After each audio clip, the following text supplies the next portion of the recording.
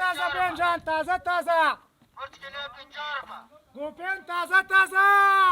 چارک 20 روپये چارک 20 روپये بانجانی سه چارک 70 روپये بانجانی سه چارک 70 روپये تازه تازه بینجان تازه تازه مرچک کیلو 40 روپये کیلو 40 روپये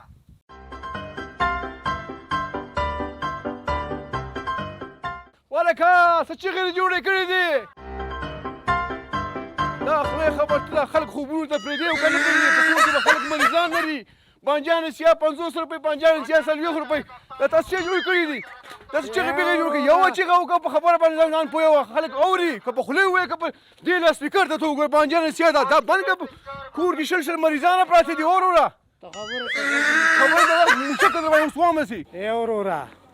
غریب خلک یو دغه شانې کوڅو کې ګرځو لا ګرځو چې دغه شانتې ونه کړي څوک سودا نه اخلي ګوره بس پرېږده که نه تا غوندې غریبان ډېر دلته پراته دي پوه شوې موږ به کم غریب ته ګورو دلته زه درته یم چې زما په کور کې 2 مریضان پراته دي اواز پې بد لګېږي په خبره پوهېږي که نه شانتې وایه چې دا رسي کل بند کړه نو ته خو صبر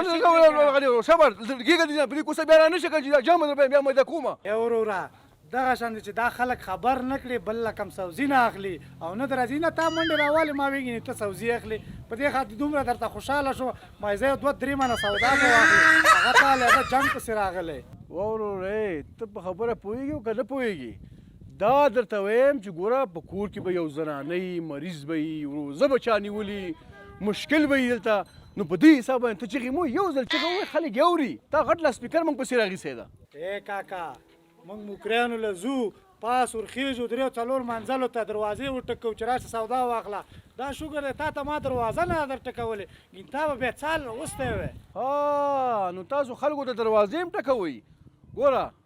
یو خبره ته وایم که نه که بیا دې دروازه او یا دې بیا چغې والي که نه ګوره بیا دې خیر نشته دا ځل خو مې ته څه نه ویلې او زه دې د خوب د خواږه د خوبه دې راپاڅولم بدبخته خبره ورسېدې وروره که نه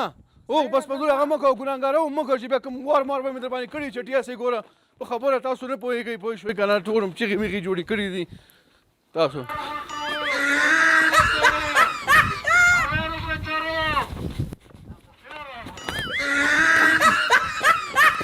هغه ودرېږه ته صبر وکړه